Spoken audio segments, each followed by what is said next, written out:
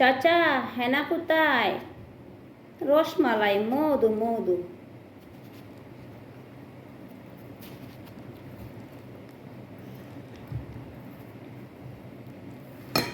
বিদেশি তরমুজ রোজার মাসে পাইছি তো অনেক বেশি, কি কন? চাচা হেনা কোথায়? মধু মধু মধু।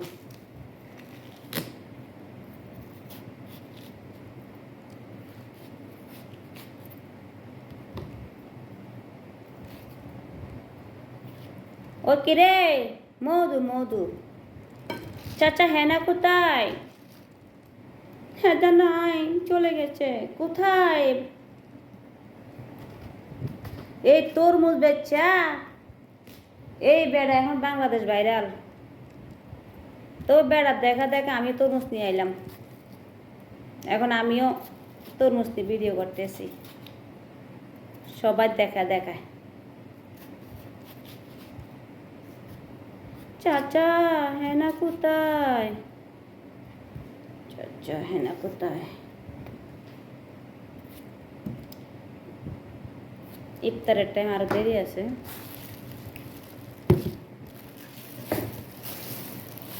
মধু মধু দাদা। সবাই কেমন আছো? সবাইকে রমাজান কারিম, রমাজান মুবারক।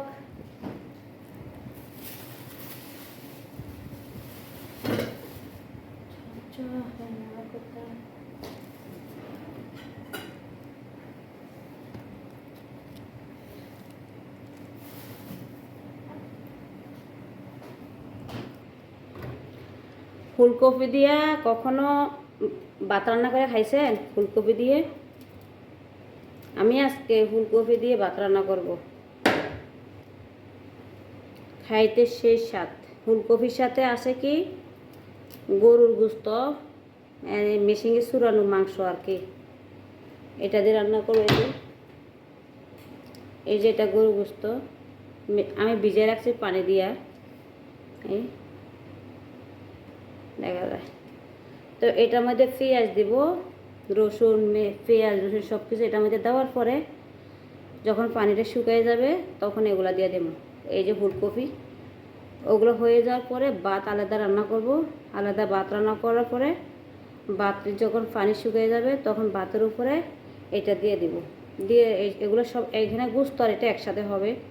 দিয়ে দেওয়ার পরে তারপরে গিয়া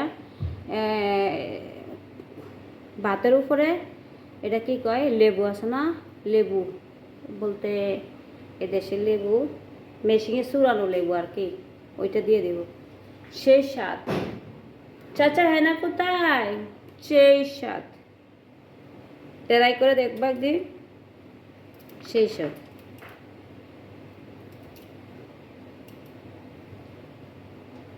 আমি বলেছিলি তুমি। তো সবাই ভালো থাকবেন। সেই স্বাদ।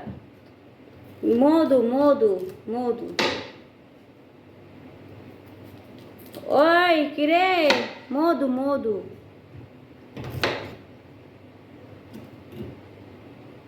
ওই কিরে, মধু মধু।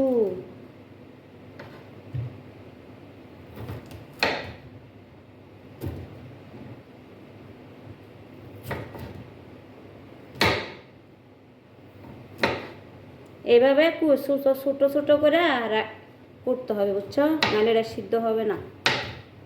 এভাবে শিখানো। তো সবাই ভালো